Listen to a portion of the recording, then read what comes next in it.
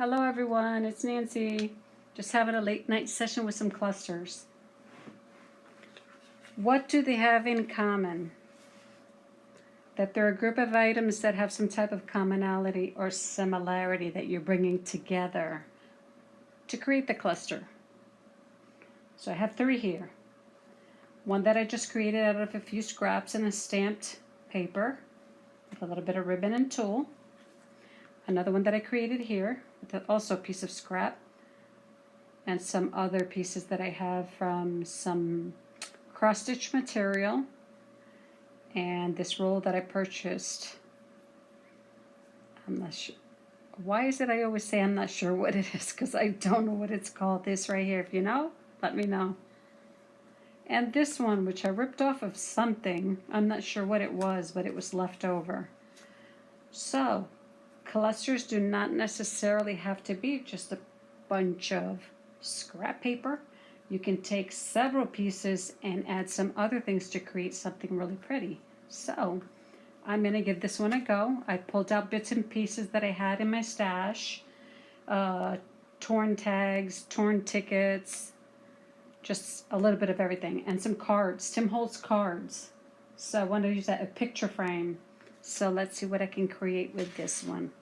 What I wanted to do with this first was glue this piece on this postcard. The one thing we can all agree upon that making clusters seems to be so relaxing. You can take your time and just create whatever you want, and it can be something really pretty. It can be simple, or you could just keep adding on whatever you want and embellish it as much as you like.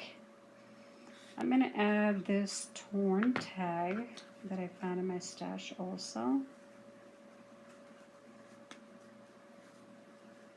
If I can make these over and over and over again. Already you see that it's taking on a life of its own basically. But you can pretty much embellish it as you wish, and you can really create some pretty pieces with your stash of scrap. I wanted to add a little butterfly there.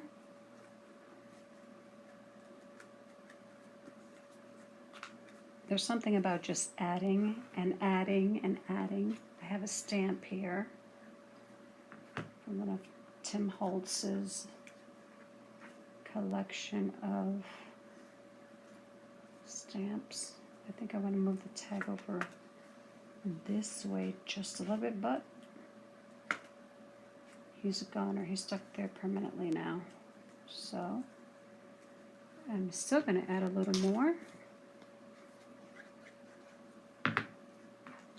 On the back of this edge, I'm going to add a number and a piece of another Tim Holtz paper, which I've cut up from one of the pads. And little clusters can take it on a life of their own and become something very pretty to add onto your scrapbooks.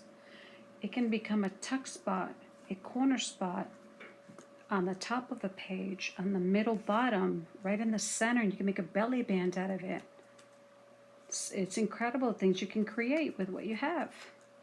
Okay, on to the next one, which is my little material scrap. So for that one, I chose another card, and I wanted to put this cluster in the middle. But I think I wanted to give it sort of a tilt. I didn't want to put it on so straight. And I have 2 pieces of different tags. One is coffee, well, they're both coffee dyed, but as you can tell, they're different sizes. I added some twine to this one, but I'm actually going to put it in the back of the cloth right here. And then the other one on this side, and you can keep adding and adding or make them as simple as possible.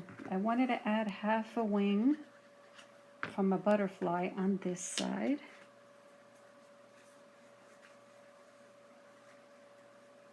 see if I can get that in there. It doesn't have to be perfectly straight, but I do want the tag to be straight.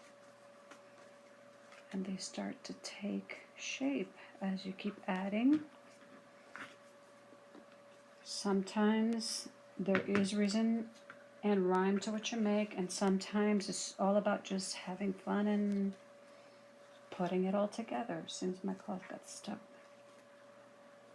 Okay, this is the other part of the wing. I wanted it on the other side, but I want the tag to come out just a little more. And I'm going to keep adding. So I'm going to add a pink ticket up here on the top, peeking through the back. And I wanted to add this 2-cent stamp down here to offset the angle that I put it in.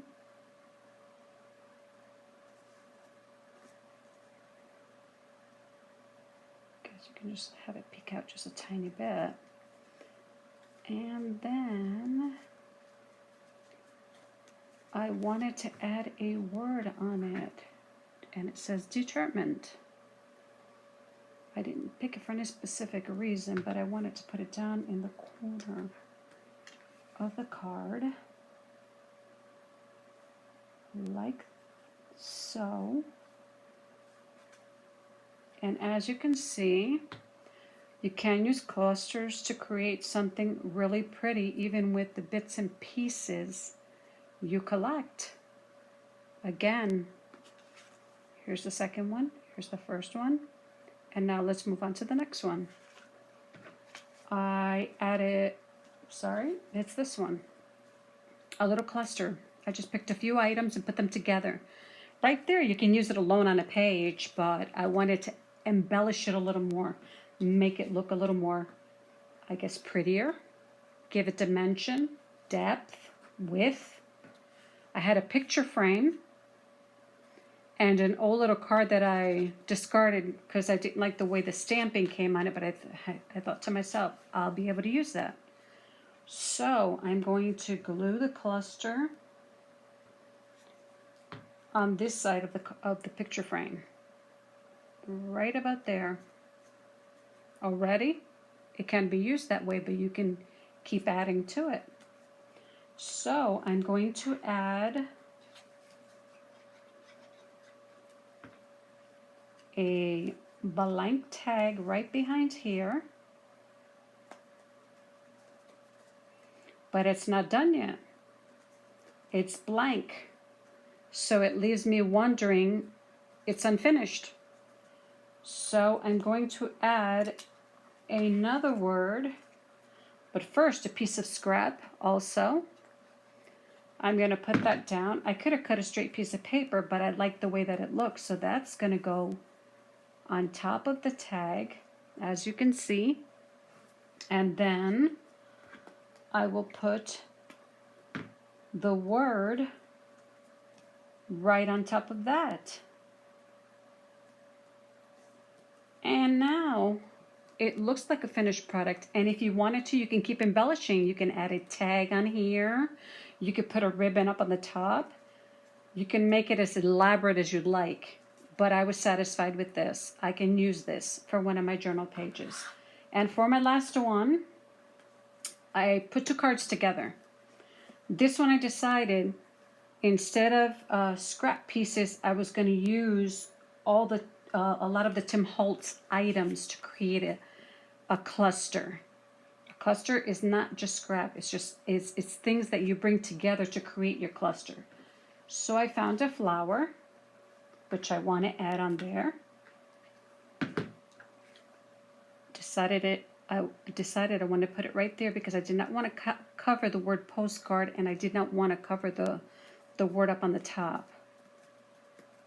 Looks nice like that, but I decided I wanted to add a little more. So I chose one of the butterflies from the packet. And the butterfly will go at an angle. Very pretty, lots of color. I still wanted to add a little bit more. That's the thing about clusters. You can enjoy Just adding whatever you like, ribbon, scraps, string, any type of ruffles, stamps, just about anything. I love it. And I can't sleep, so I decided I would create. And I wanted to fill in the stamp section of the card right there. Still not finished. A few more touches and I'm done. I wanted to add this up on the top, back here, just peeking out of the side. And then one last thing. This one, for some reason, it was cut for something, but I never used it, so I'm going to add this there too. Right in the back of this. I love it. Even these clusters you can use it alone. You can create a tag out of it. Bookmark, flap for a page, page clip. It's beautiful. So here are the final results. All made out of clusters. Beautiful clusters. Scraps, pieces that you think you don't want and you just want to get rid of them. Keep them and create with them all. I'm enjoying the process and I hope you come back. Have a good night.